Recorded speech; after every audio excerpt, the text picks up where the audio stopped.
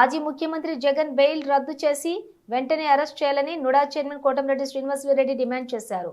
పాపిరెడ్డిపల్లెలోని పరామర్శకు వచ్చిన జగన్ ప్రజలను రెచ్చగొట్టేలా మాట్లాడటం దారుణమని ఆయన నెల్లూరులో విమర్శించారు.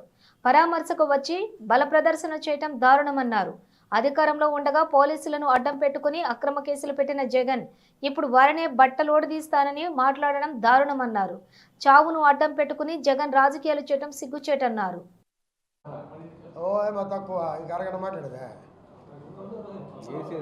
ఉన్న పాయింట్లు చాలు, పెద్ద పాయింట్లు వచ్చినాయి.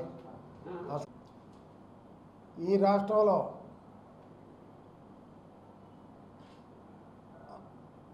ఎంతోమంది తెలుగుదేశం కార్యకర్తలు వేలాది మందిని హత్యలు చేసి ఎంతోమంది తెలుగుదేశం కార్యకర్తల మీద అక్రమ కేసులు బలాయించి ఎంతోమంది కార్యకర్తలు అనేక ఇబ్బందులు పాలు చేసినటువంటి ఆనాటి అరాచకవాది నేడు మాజీ ముఖ్యమంత్రి జగన్మోహన్ రెడ్డి గారు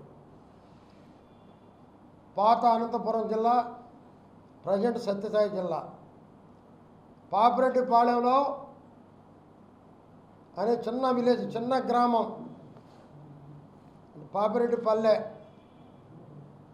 అక్కడ ఏదో ఒక మర్డర్ జరిగితే ఒక విచారింపుకు వచ్చాడు. విచారింపుకు రావచ్చు, తప్పు లేదు, ఎవరన్నా రావచ్చు.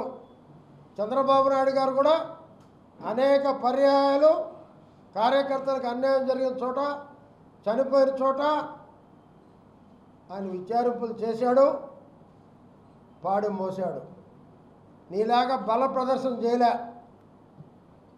దాదాపు ఒక 15 నిమిషాలు ఆయన హెలికాప్టర్స్ కూడా దిగలేకపోయాడు. అదొక కుట్ర. ఎందుకంటే భద్రతా దళాలు విఫలం అంటే భద్రతా దళాలు విఫలం అంటూ చెప్పేదానికి ఒక కుట్ర చేశాడు. పాపం అక్కడున్న పోలీసు దాదాపు 250 మందిని పెట్టారు. మళ్ళీ చాలాకి మొత్తం 1100 మంది చిన్నపల్లిలో పోలీసు బందోబస్తు ఏర్పాటు చేశారు. వాళ్ళని కూడా తోసుకొని మొత్తం హెలికాప్టరు ఉండేటటువంటి విండ్షీల్డ్ బట్ ఆ కిటికీలు పట్టుకొని కూడా దాన్ని ఊరాటం జరిగింది కార్యకర్తలు. ఏంటిది, విచారింపుకు వచ్చావా, ఏమన్నా నువ్వు కొట్లాటకు వచ్చావా అని అడుగుతున్నా. ఒక పక్క ఏం చెప్తున్నారు, మా కార్యకర్తల్ని ఎవరిని లోపలికి అనుమతించలేదు పోలీసు అంటున్నావు. ఇంకొక పక్క ఏమంటున్నావు, నీ నోటితోనే మా కార్యకర్తల్ని నివారించలేకపోయారు పోలీసు అంటున్నావు. ఏం మాట నమ్మాలి నీ మాట? అర్థం కాని పరిస్థితి అయిపోయింది. అయితే నేను ఒకటే అడుగుతున్నా, జగన్మోహన్ రెడ్డి చావుని అడ్డం పెట్టుకొని ప్రజల్ని రెచ్చగొట్టాడు. నేను ఒకటే, ముందు జగన్మోహన్ రెడ్డికి ఇచ్చినటువంటి బెయిల్ని రద్దు చేయాలి. ఎందుకంటే ఆయన ఈరోజు సాక్షులను బెదిరించాలనే నెపంతో ముఖ్యంగా పోలీసులను బెదిరిస్తున్నాడు. ప్రతిసారి పోలీసుల గుడ్డలు ఉడదీస్తా. ఈ పోలీసుల గుడ్డలు నువ్వు ఇచ్చావా, నీ అబ్బిచ్చాడా?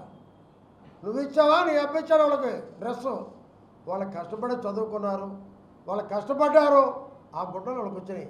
ఇప్పే హక్కు నీకెవరికి ఉంది, నీ అబ్బకి ఎవరికి ఉంది అని అడుగుతున్నా.